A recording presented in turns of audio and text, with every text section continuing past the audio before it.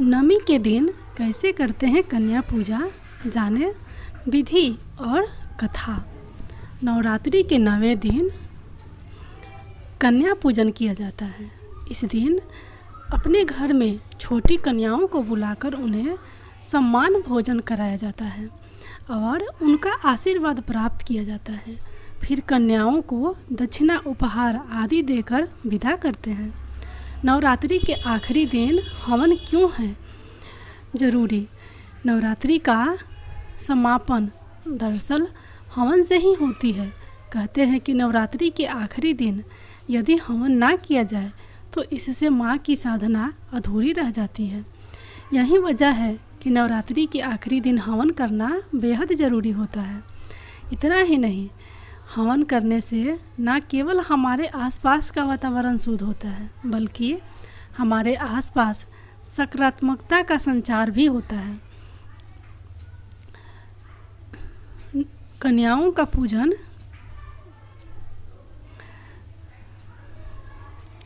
कन्याओं को हलवा पूरी या खीर पूरी परोसने से पहले माँ दुर्गा को भोग अवश्य लगाएं। महानवमी पर शुभ मुहूर्त में कन्याओं को घर पर बुलाएं। सबसे पहले उन्हें स्वच्छ स्थान पर बिठाएं और उनके चरण धोएं। कन्याओं के माथे पर तिलक लगाएं और हाथ में कलावा बांधें। फिर कन्याओं को भोजन कराएं और उन्हें अपनी इच्छा अनुसार वस्त्र, उपहार और दक्षिणा भेंट करें। अंत में कन्याओं के पैर छूकर उनका आशीर्वाद प्राप्त करें। मान्यता है कि सच्चे मन से कन्या पूजन करता है उसके घर में हमेशा सुख समृद्धि का वास रहता है। कन्याओं के पूजन के पीछे मान्यता है कि सभी कन्याएं माता का स्वरूप है। मान्यता है कि महिषासुर नाम का राक्षस था जिसने चारों तरफ हाहाकार मचा रखा था। उसके भय से सभी देवता परेशान थे। उसके वध के लिए देवी आदिशक्ति ने दुर्गा का रूप धारण किया। 8 दिनों तक महिषासुर से युद्ध करने के बाद 9वें दिन उसको मार गिराया।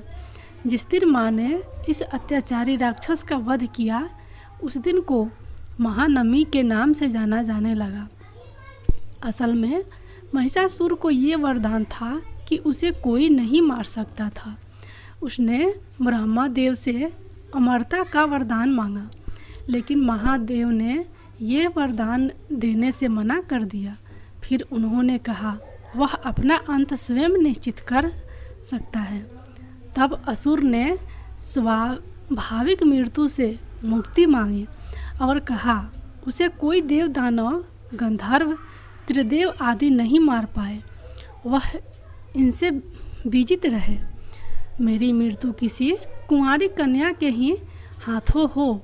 इसके पीछे महिषासुर की सोच थी कि कुंवारी कन्या में कितना ही बल होगा जो मुझे मार पाएगी। इसके बाद देवी ने कन्या के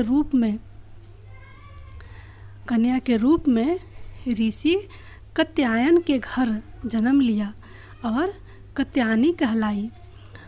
उन्होंने महिषासुर का अंत किया। नवमी कन्या पूजन की दूसरी कथा। दुर्गा नवमी की पूजा कर सलीला अपने बगले के गेट पर खड़ी होकर कन्या पूजन के लिए लड़कियों की प्रतीक्षा करने लगी। पास पड़ोस में सभी ने अपनी बच्चियों को भेजने के लिए हामी भरी थी, पर अब जाने क्या हो गया। सबको फ़ोन पर भी कोई न कोई बहाना बना दिया। परेशान सलीला पूजा की ज्योत में घी भरकर फिर बाहर गेट पर आकर खड़ी हो गई। उसकी 13 साल की बेटी नीली अपनी माँ की उलझन को देख रही थी। उसी समय करीब 7 साल की गंदी सी लड़की बेतुके कपड़े पहने गेट पर बाहर से आवाज़ देकर बोली, आंटी कन्या खिलाएंगे। सलीला बुरा मुंह बनाकर नीली से बोली, देखो सुबह सुबह कैसी गरीब भिखारन भीख मांगने आ गई है। लड़की फिर से बोली, आंटी कुछ खिला दो। नीली माँ के चेहरे की परेशानी देखकर बोली, मम्मी अभी तक कोई कन्या नहीं आई है, तुम इसी को पूज लो।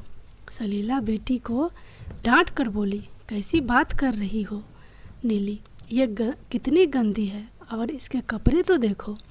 नीली ने फिर सुझाव दिया, मम्मी सुनो, कल ही तुमने मेरे छोटे कपड़े अलग किए हैं, उनमें से एक इसको पहना कर पूछ दो। बेटी की सलाह से सलीला के चेहरे का भाव बदल गया, जैसे उसका वशीकरण हो गया हो। वह बिना किसी प्रतिवाद के राजी हो गई। फिर तो नीली ने गंदी लड़की को गेट खोलकर अंदर बुला लिया। उसने दौड़कर अंदर से साबुन लाकर लड़की से नल के नीचे हाथ पैर और मुंह धोने को कहा।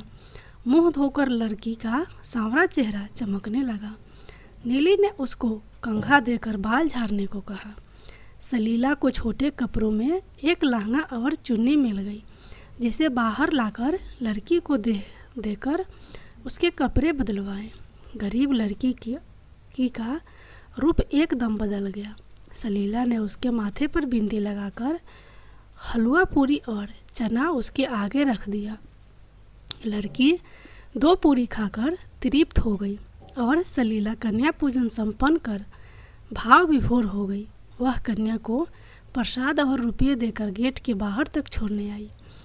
कन्या लहंगा पहने धीरे धीरे जा रही थी, पर जाते जाते अमीर गरीब का भेद मिटा गई थी। नमी कन्या पूजन की तीसरी कथा।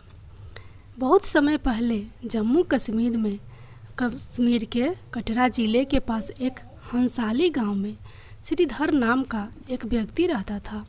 वह एक पंडित था जो माँ दुर्गा का बहुत बड़ा भक्त था और अक्सर उनकी पूजा में लीन रहा करता था। श्रीधर की एक भी संतान नहीं थी, जिसकी वजह से वह काफ़ी दुखी रहा करता था। एक दिन उसने नवरात्रि का व्रत किया और कन्या पूजन के लिए कन्याओं का आमंत्रित किया। इन्हीं कन्याओं में एक प्यारी कन्या का रूप धारण करके माँ वैष्णो उसके घर पधारी।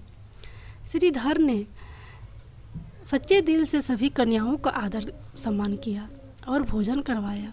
भोजन ग्रहण करने के बाद सभी कन्या वहाँ से चली गई, लेकिन माता वैष्णो वहीं श्रीधर के पास रुक गई। उस छोटी कन्या ने श्रीधर को भंडारा रखवाने का और पूरे गांव को आमंत्रित करने का आदेश दिया। कन्या की बात मानकर पंडित श्रीधर ने ठीक वैसा ही किया। श्रीधर द्वारा आयोजित किए गए भंडारे में भैरव नाथ भी आया था। कहा जाता है कि यहीं से भैरव नाथ के अंत का आरंभ हुआ था। यह भंडारा रखवाकर श्रीधर को संतान प्राप्ति हुई। तब से लेकर अब तक नवरात्रि में कन्या पूजन किया जाता है।